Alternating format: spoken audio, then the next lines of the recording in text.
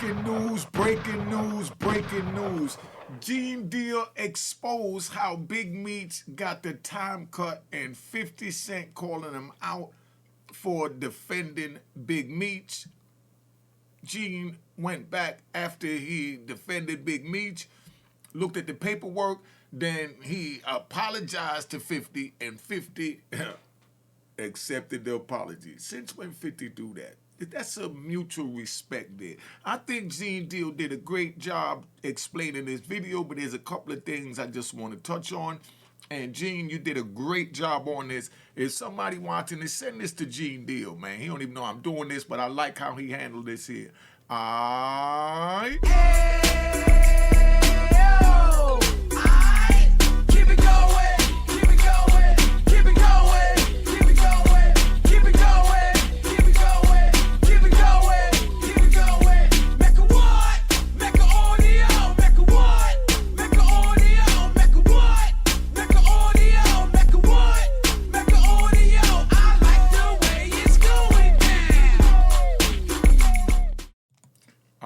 You know what it is, Unique Mecca Audio, man. This was Gene Deal on the Art of Dialogue. He's speaking on the beef with 50 Cent and him apologizing to 50, him getting involved in Big Meech and Cuffy's business with 50's business and Rick Ross' business.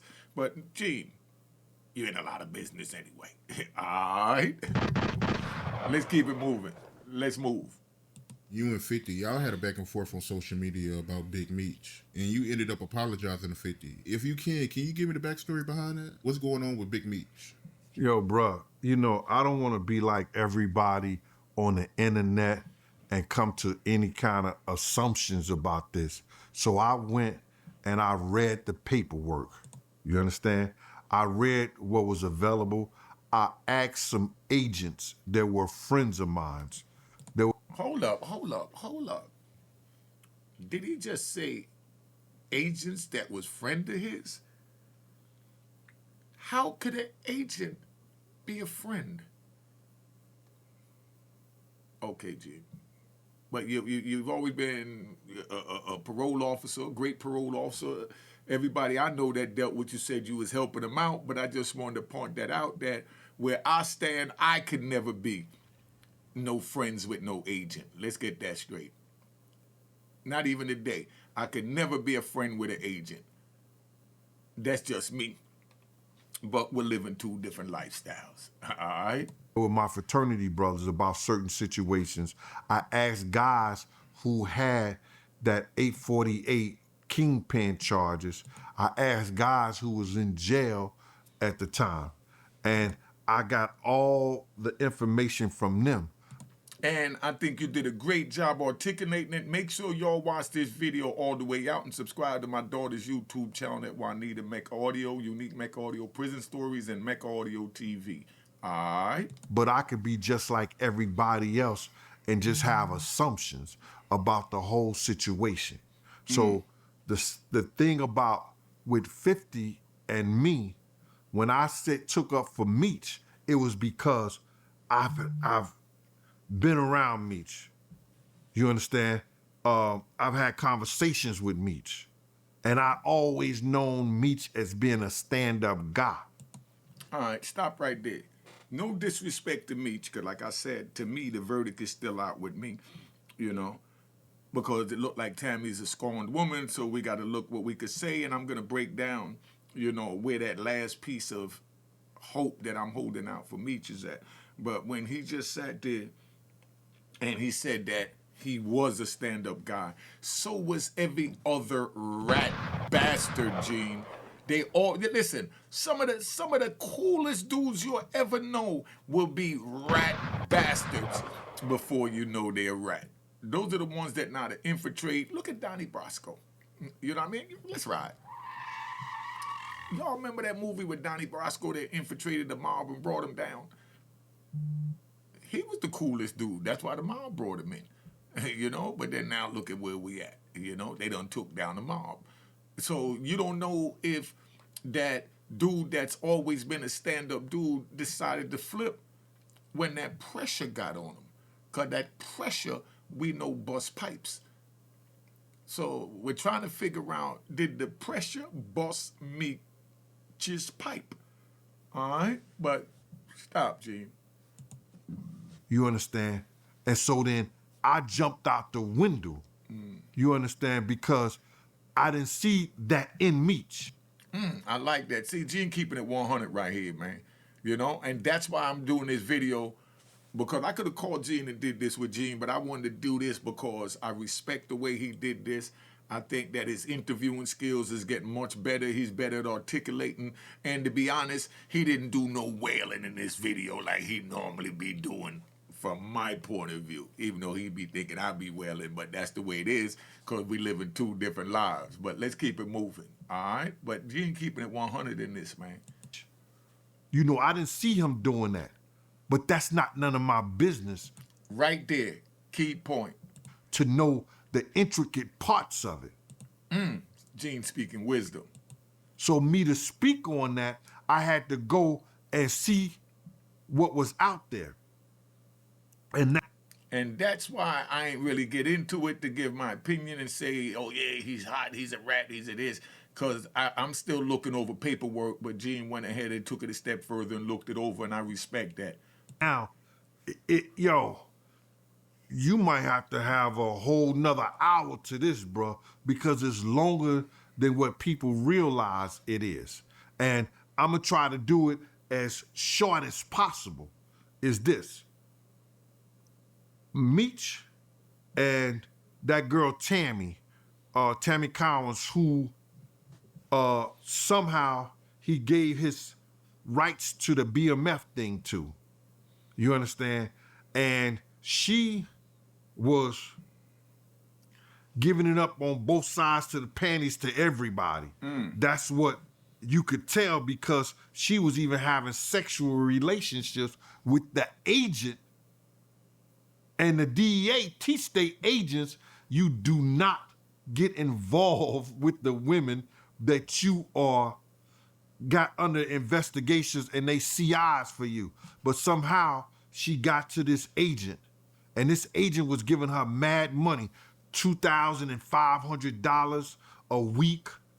Nah, Gene, he gave her like $200,000 from that first case that she handled. They gave her a percentage of what they took from that first IRS case that started her out. And then she gets a check for $80,000. She get checks for $250,000. They had to cut it off, so he wouldn't have to. They had to cut him out the system where he couldn't give her nothing, and he couldn't have no rights to the computers or anything, bro. It was crazy. So now, what I'm hearing and what I'm thinking and what I'm seeing is that Meech connected her allegedly with the dude Cuffy, but I don't believe that he connected her with Cuffy as far as the paperwork going, because Meech would have been recharged and everything. If he would have connected her with Cuffy, he probably would have been recharged. And see, that's what the issue is, and that's where, you know, the people that speaking about it on YouTube have a valid point, because if he set this up with her, one, he would have definitely been charged, and two, he wouldn't have been charged if he was working with them peoples when he did that in that capacity. But to set somebody up and get involved with putting two drug deals together, you know, okay, let's ride. I'm gonna make it real simple so you could understand it. We had a dude, I'm even gonna tell you his name, cool dude. He from down in South Carolina. His name is P.W. Ferguson. Yes, that's his name, P.W. His grandfather named him the letter P and the letter W, and that's his name, P.W. Now, how much more country than you get than that? And he's straight 100% country boy. Go hard, handle his business, wild, loud out the mouth, make you want to put your fist in his mouth. You know what I mean? Because he's real raggedy with the mouth. But P.W. Ferguson, right, was sitting in front of, you know, the dope spot, right?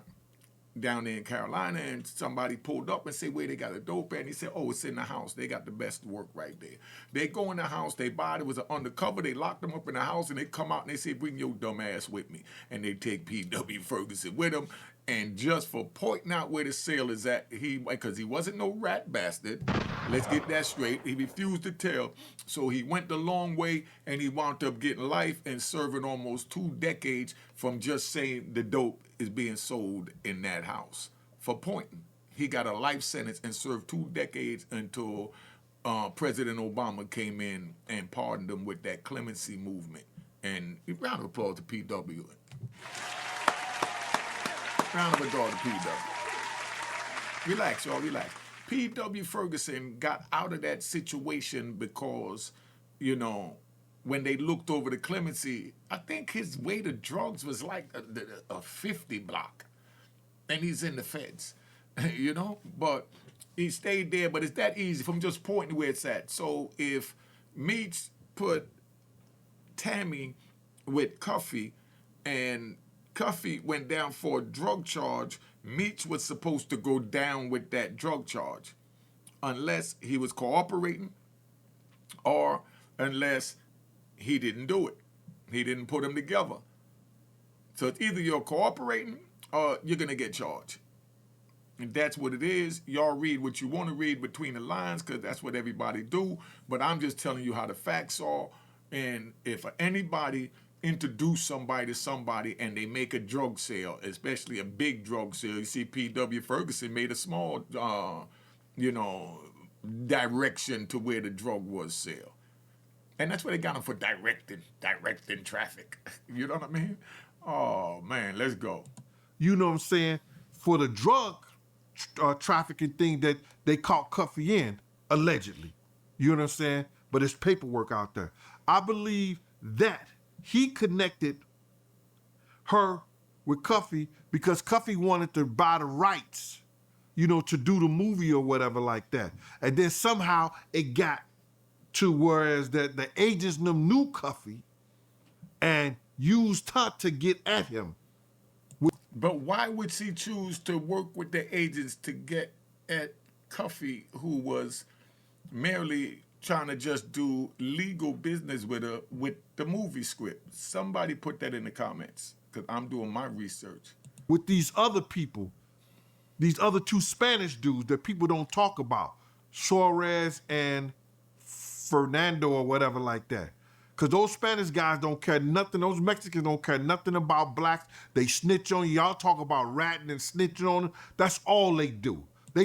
Hey, and I'm going to keep it 100, right? He said that right because I know Colombians and, you know, cartels that told me that, you know, well, gang members, you know, Spanish gang members. They say it's not telling if you tell on a black person. Just don't tell on one of us. Don't tell on us where you could tell on the blacks. I've heard that. They call that business. They call that business. So what I'm seeing is far different from what I'm hearing.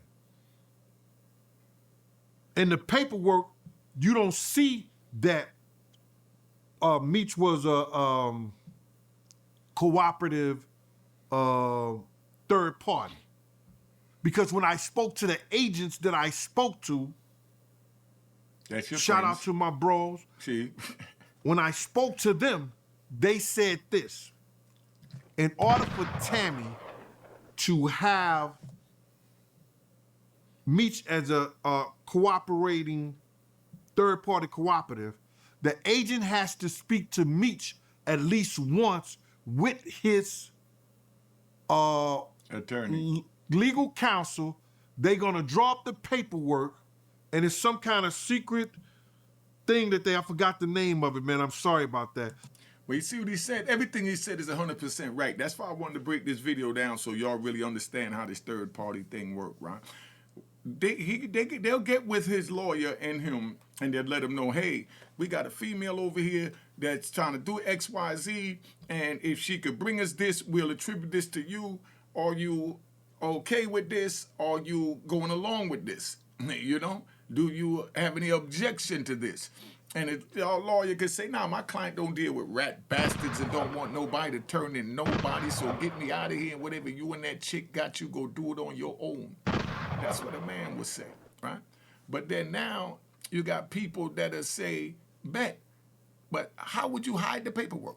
But see, there is no hiding of the paperwork, because what they do is, just like Gene's saying, when they put the paperwork together and they file it with the court, they file it under Freedom of Information exempt. That means that nobody could get it.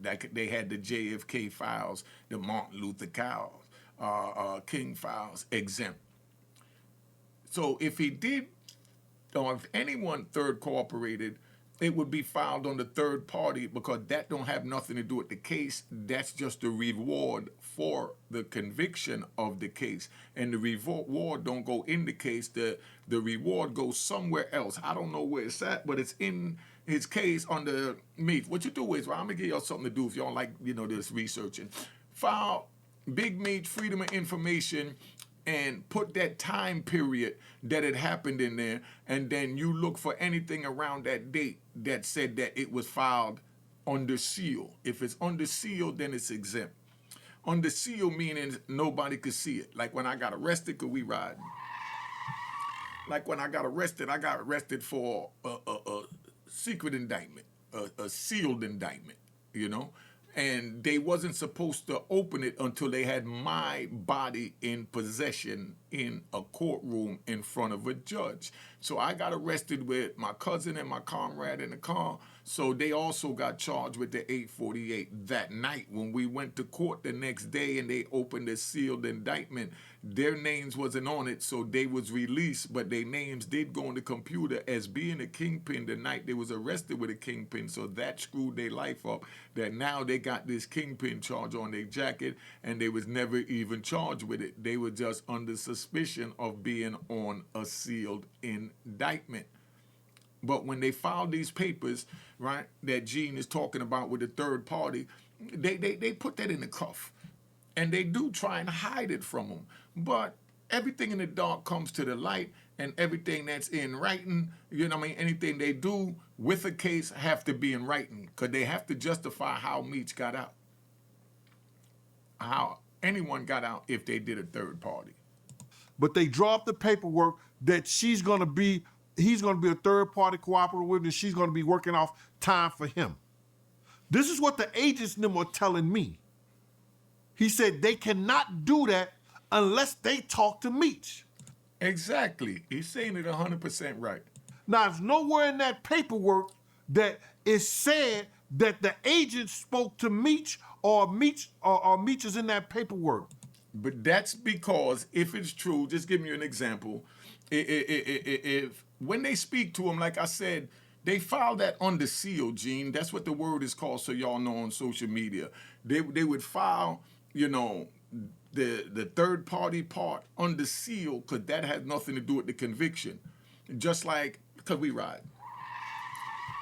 Just like when dudes ratted on me. When they get on the stand, my lawyer always, or anybody's lawyer, cross-examine them, or you promised anything, did the government promise to cut your time, give you anything, threaten you, coerce you, and all of this. You understand? And then they say no, right? But yet they have a plea agreement of cooperation and a 5K1. And they'll sit there and say, no, I don't have no plea agreement. They didn't make any promises to me. And you can't say, what about the 5K1? Because they'll say, no, the 5K1 don't exist. Because it don't exist until after the trial and after the person they're testifying on conviction, then they file the 5K1. But once they file that first 5K1, then when they go to testify on another person, because they have what they call serial rat bastards. You know how you got a serial killer? Well, you got serial rat bastards. These are rat bastards that just jump on any case. They go from one case to the next case, like just jumping on a bunch of different blocks of cheese. You know what I mean? It's no different than being a whore. You know what I mean? They just spreading their lips open and just, getting, it's just like a whore. You know what I mean? I can't respect them. I got to keep it 100. But let me get off of this before I get in another zone. because they have to write everything and present that. Yes, but they file it under seal, Gene. They got to cross their T's and dot their I's. And now, I'm getting this from agents who do the work for the DEA. They retired so they could tell me this. well, Gene, ask them where do they file it when they file it under seal. Ask them where would the third-party agreement be stored in the federal Department of Justice system if they're your friends, and see if they tell you that. Then you'll know where to look. You understand? So I looked at that. Now I go back and I look at the whole situation and I say, well, I didn't see nothing that in that paperwork. Maybe it's something out there. I don't know. I didn't see it. I can only go by what I hear and what I see. See, if more YouTubers did that, we wouldn't have all these crazy, scandalous stuff going on. Because let's take a ride with Diddy. We're gonna take a ride with Diddy, right? His biggest nemesis, and he's gonna say, "Nah, it's not my nemesis. I'm getting even for Barbara and all the mothers." Now, they put it out. They found baby oil in Diddy's thing. They never said it was drugs in it. They never said it was nothing in it. But the social media did. They put it out there. They took terabytes of surveillance tapes. Terabytes of videotapes from Diddy's house. And then the media put it out there because the feds never said that it was drugs in the baby oil, and they never said that it was freak-offs on the tapes they took out of Diddy's house. But social media ran with it and said that it was drugs in the baby oil and it was freak-off tapes, that they took. But the feds never said that. But all they did was just throw the alley-hoop because they knew that our own people would eat our back out, and that's what the saddest thing is, that we just jump on anything and eat our back out. Now, they even put in there that, Diddy had minors. That's why you even had the minor come out against Jay-Z and Diddy. And Jay-Z got in that ass and shut that down where she admitted she was lying. Now he going at Tony Busby, and it's all this going on for that same reason. That social media, the way the feds did it, they just threw the alley-hoop out there, and whoever wanted to grab it to try and get a piece of the bag or try and get in the spotlight, you could go ahead and do it. Dangerous game. So now, I look at Meech's paperwork and look at his time, and it coincides with the time cuts and all this stuff like that. But then I was like, in our time, because there's a lot of guys that sold way more drugs than Meech. They got a guy in California, one guy that sold way more drugs than the whole BMF thing. You understand what I'm saying? So, but why did he get the time cut? And then I had to see that his cooperation with the government was not taking it to trial. His cooperation with the government was convincing his brother not to go to trial. His cooperation with the government was telling the 5 people below him that he supervised in his plea agreement. And everybody does that. So what he's saying is that Meech got a deal because his job was to convince everybody to rat on each other. That's basically what it is. I'm just calling a spade a spade. You know what I mean? And it's not ratting if they all agree to tell. You see what I'm saying? But if one person said they're going to trial and everybody and the other 4 people say that, nah, we pleading guilty and we're telling this and that, now they got all the information to bring against the one going to trial. But being that Meech is the head and his brother was the other head, and they had him go to his brother to get his brother to plead guilty, and tell them what happened. And then from what Gene is saying, then they had him go to his other co-defendants to tell them to plead guilty and tell what happened. So that's what you call like a global plea. That's tolerated. That's understood when you come together and say, look, let's just see what the less time that we could all get, and we move forward so that nobody get hurt and we don't hurt each other with our statements. So they allow the co-defendants to go in the room with their lawyers and have a conversation and see how they're going to go about it, if they're going to accept the global plea for all of them to just tell on everything they know about each other. All right? They do a plea agreement. they say what they did, and the government, they had to go in front of the judge and say, yo, the government, the prosecutor said, that's true, something else is true. So that's what they have to do. You understand what I'm saying? So that's what he did. He helped the government in a plea agreement by not going to trial. That would have been a 6 to 8 month trial because they had about 35 to 50 witnesses against them. And then you got to realize, and that's how he got the cut, not the kingpin charge. It's a 848C or something like that, 848B, C. I don't Anything know 848 is what kingpin, the shit G. is. I don't remember it. But that's why he didn't get. He got the 30 years, and then he got certain time cuts for not going to trial, for convincing his brother not to go to trial. And I guess he convinced the 5 people that he said that he said that he supervised. Because, you know, they didn't have an opportunity, I guess, because had they went to trial, you know, Meech already gave a statement that he supervised them. So they couldn't go to trial. So it's a whole lot of shit in there that I cared nothing of, but I cared enough to look at it because I jumped out the window on 50. So 50 has some other information. 50 has some other things, and he probably had way more information than I did, so I apologize to him. Now, that's honorable, and that's what being a man is about. Round of applause to Gene for that. Round of applause to Gene for that. Round of applause to Gene for that. All right. You understand? Because it was something I should have kept my kept my mouth closed about. But because I knew Meech was always a stand-up guy. Was key word if he turned out to be a rat. You understand? Because I knew Meech was always that dude. I jumped out the window on 50. So I apologize because evidently 50 had way more information than I had. 50 had some other stuff or saw some other things that I didn't see. So now I apologize to 50. 50 came back and said, apology accepted, Gene. And then everybody on the whole internet. That was honorable of 50 Cent. Round of applause to 50 Cent. That was honorable. Every beef is not worth having. Got into it, was talking about, yo, why 50 accepted Gene apology?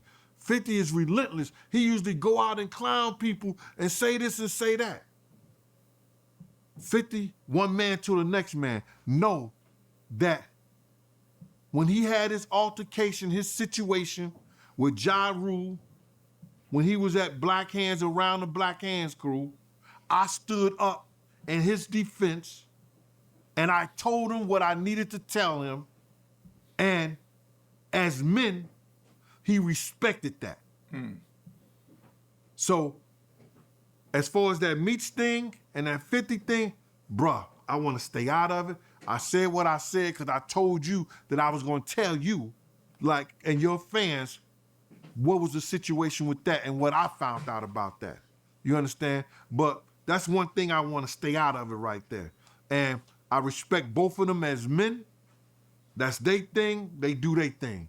You know, 50 didn't jump out the window on me because he know as a man that I'm my own man and I've always been. And he know no matter who it is or whatever the situation, I'm going to always stand up. All right. That's what I'm talking about. Gene kept it 100 on that.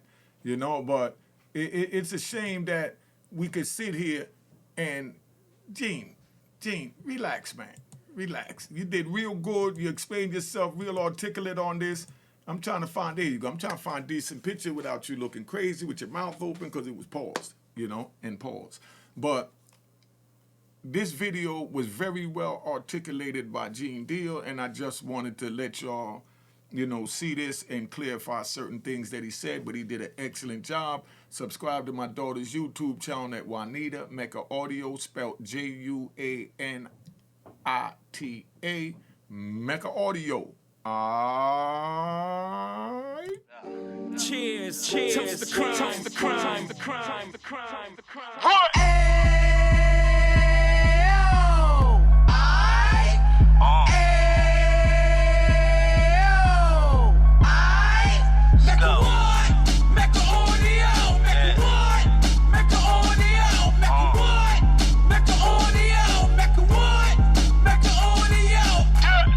Fresh out the can of 26, he back on the strip, getting back in the mix. What he mentions a gift. You stand up 10 toes down, and I suggest you pay attention to this.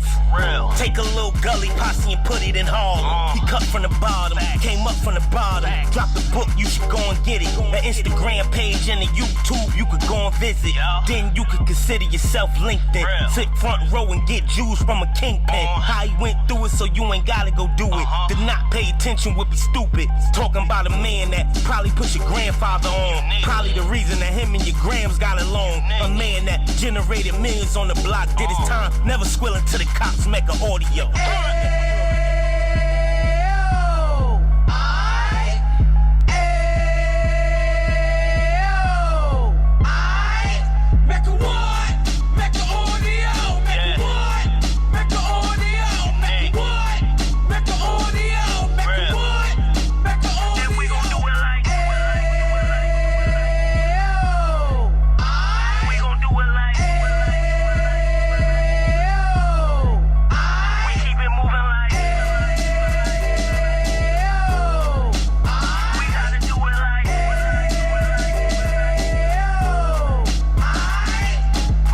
Get it live like 2 G's in the 90s. Drop top beamer so shiny. I let shorty go, she was whining. Treat her like my past, she behind me. Spend a couple bands on the Dapper Dan. You be back again, getting green like a Packers fan. No cap, it's a roaring uptown. They be horn uptown, Dominican bust downs. Now we on the positive, we got a lot to give. Now he trying to stop the kids from being inoperative. So take heed, homie, lend a ear. He started in uptown, he gon' finish dead. But now it ain't about selling drugs, buying cars. It's about buying property to make the community yours, so we can give back to the. Cheers, cheers, toast the crime, the crime, the crime, the crime.